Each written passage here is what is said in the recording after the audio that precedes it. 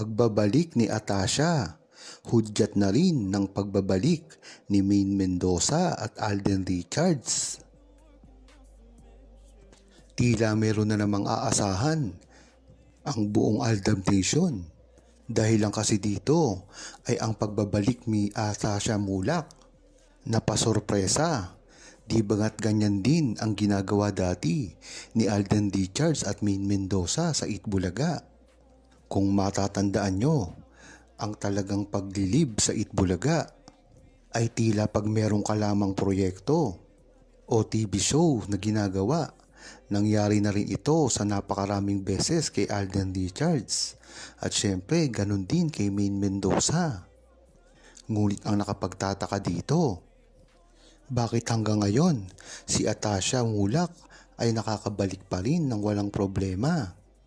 Ibig sabihin lang nito ay pwedeng-pwede na rin mag-live si Maine Mendoza. At pagdating naman kay Alden Richards ay nangangahulugan. Nagagawa ito ng bagong proyekto sa kanyang kumpanya na Myriad. Kaya diyan palang malalaman mo na ang talagang binabalak ni Maine Mendoza at Alden Richards ay para sa gagawin nilang proyekto. Hindi naman malinaw kung movie ito o TV show. Ngunit ang maganda dito ay talagang nakaset na ito. Gaya nga ng nasabi ni Alden Richards dati pa na si Maine Mendoza ay isa sa mga pinakauna niyang gustong makasama kung gagawa man siya ng pelikula. Ito nga ang nagsisilbing guide ni Alden Richards para sa inspirasyon niya gumawa ng mga movie. At kung matatandaan nyo, si Alden Richards ay nag-aral pa mismo sa Itbulaga na maging cameraman at magdirektor. Kaya dyan mo talaga malalaman kung ano ang kagustuhan ni Alden Richards. Ayun ay ang patputupad niya. Bagamat napakaraming problema ngayon ng kinaharap si Alden Richards at Maine Mendoza, hindi mo rin naman kasi maaasahan sa kanila na kailangan nilang magtrabaho para mabuhay. Ito nga lang ang mga ginagawa ni Maine Mendoza ngayon. Ngunit si Alden Richards ay napakarami pa rin yung proyekto o TV na ginagawa.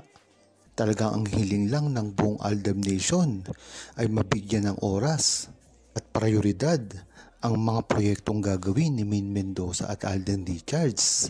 Dahil alam naman ng buong Aldab Nation na itong mga proyekto na gagawin nila ay talagang hindi na kailangan pa, madelay pa. Pinatunayan na kasi ni Maine Mendoza at Alden Richards ang kanilang relasyon dati pa lamang.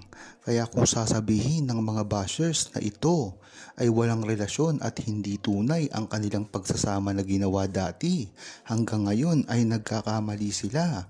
Dahil iisipin mo lamang kung dati ay itinatago na nila ang kanilang relasyon sa publiko kahit pa alam na alam ng buong Aldab Nation at lahat ng industriya ng pag-aartista ang kanilang relasyon, ay nagagawa pa rin nilang itong itago dahil na rin sa pressure ng publiko at sa mga bashers. Ngayon pa kaya na talagang makakasira na ito sa kanilang relasyon kung magkakamasid sila ng pag-amin. Hindi naman nila lingid sa alam ng publiko kung ano talaga ang tunay na relasyon nila. Ang maganda dito ay wala naman silang ginagawang mali. At lalong-lalo na si Alden Richards na alam naman natin ay passion na talaga ang pag-aartista. Kaya hindi na nakakapagtaka kung maipapari siya sa iba't ibang babae. Ang mahalaga dito at ang nakikita ng buong Aldab Nation ay ang mga babae na ipinapare sa kanya ay hindi naman siya nagkakaroon dito ng relasyon.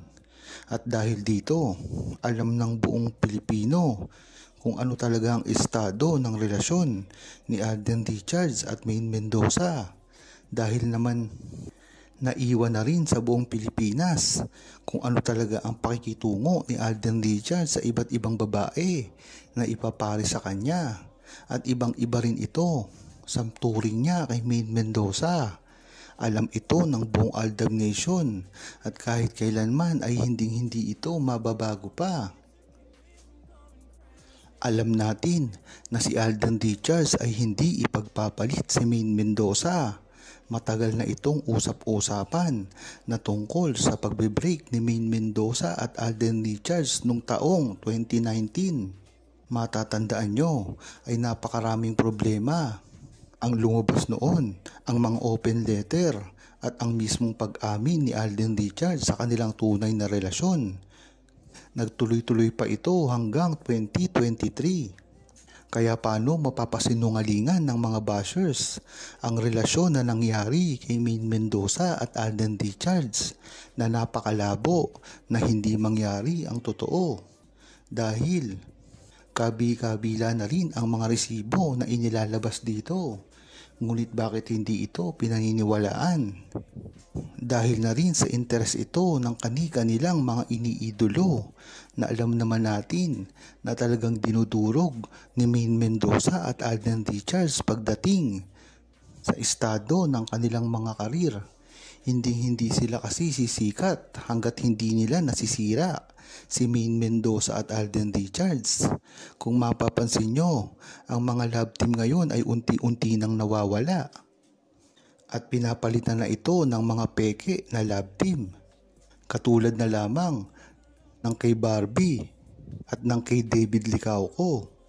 Kahit pa anong gawin nila na napaka-sweet nila on cam ay alam ng buong tao na hindi ito pwedeng mangyari. Ganun na rin ang ibinabalik na tambalan ni Julia Barreto. Diyan mo talaga malalaman na ang love team ngayon ay hindi na tulad ng dati. Talaga nga naman na napakataas ng antas ang ginawa ni Alden Richards at Maine Mendoza patungkol sa love team. Dahil hindi na ngayon totoo ang love team. Ang mahalaga ay ang tunay na relasyon nila sa pribado. Kaya kung tatanungin nyo, talagang napakaganda ng ginawa na standard ni Maine Mendoza at Alden Richards noon. Dito nila binasag ang cliche ng love team na talagang makikita mo. Hindi ordinaryo ang ginawang pag-uumpisa ng tambalan ni Maine Mendoza at Alden Richards at ng Aldab. Talagang napakataas ng sinet nilang standard dito. Kaya kung mapapansin nyo, ay wala nang totoong love team ngayon.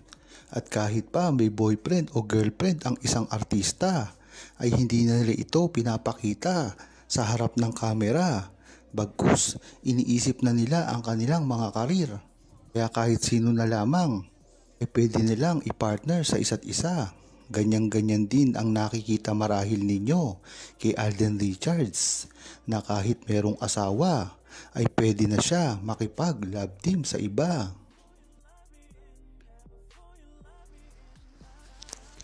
Huwag kalimutang mag-subscribe, comment at i-like ang video na ito. Thanks for watching!